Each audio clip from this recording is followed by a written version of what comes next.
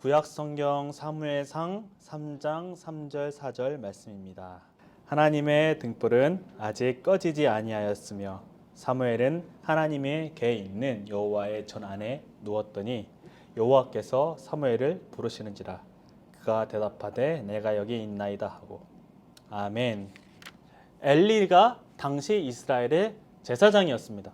그의 아들들인 홈니와 비느하스도 아버지와 함께 제사장 역할을 감당하고 있었습니다. 그런데 문제가 있었습니다. 그들은 하나님의 제사장으로서 공동체의 영적 지도자로서의 책임을 못했다는 거죠. 자, 그렇기에 오늘 1절 말씀처럼 이스라엘에는 더 이상 하나님의 말씀이 들리지 않았다는 것입니다. 자, 그런데 어느 날 한 가지 일이 일어나게 됩니다. 2절, 3절 이게 제가 읽어보겠습니다.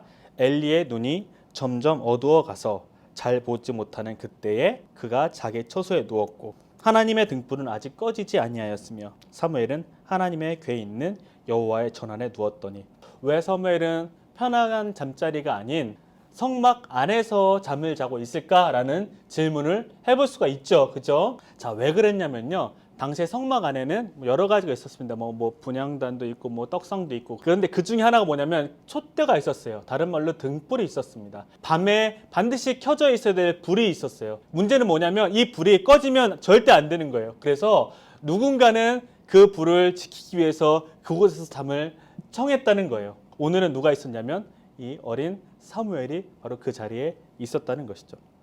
즉 1절, 2절은 뭘 의미하냐면 이스라엘이 영적으로 얼마나 어두운가, 동시에 이 영적으로 이들을 이끌어줘야 될 제사장도 영적으로 그의 눈이 점점점 어두워져 가는 상황을 묘사하고 있다는 것이죠. 그런 상황을 묘사하며 바로 3절로 본다면 3절은 우리에게 반전을 제공합니다. 여전히 하나님의 등불은 빛을 발하고 있다는 것. 즉 이스라엘의 소망이 끊어지지 않았다는 것입니다. 그리고 그 이스라엘의 소망이 끊어지지 않은 그 빛이 타오르는 그 현장에 누가 있습니까? 한 아이가 누워 있었다는 거예요.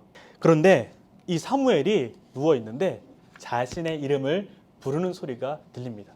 그 부름의 대상이 엘리라고 생각을 하고 근처에 있는 엘리를 찾아갑니다. 그런데 엘리가 뭐라고 말해요? 내가 부르지 않았다. 다시 가서 누워라. 그런데 또다시 그 소리가 들리는 겁니다. 저 부르셨어요? 그러니까, 아니다. 내가 안 불렀다. 가서 누워라. 그런데 또 들리는 거예요. 이쯤 되니까 엘리도 이상한 걸 느낀 거죠. 그러면 엘리가 사무엘에게 이렇게 얘기합니다. 그가 너를 부르시거든 내가 말하기를 여호와여 말씀하옵소서 주의 종이 듣겠나이다 하라 하니. 무슨 얘기를 했을까요? 엘리의 집안에 대한 심판에 대해서 얘기합니다. 단순히 엘리 집안의 심판을 선포하기 위해 사무엘을 부르신 건 아니에요.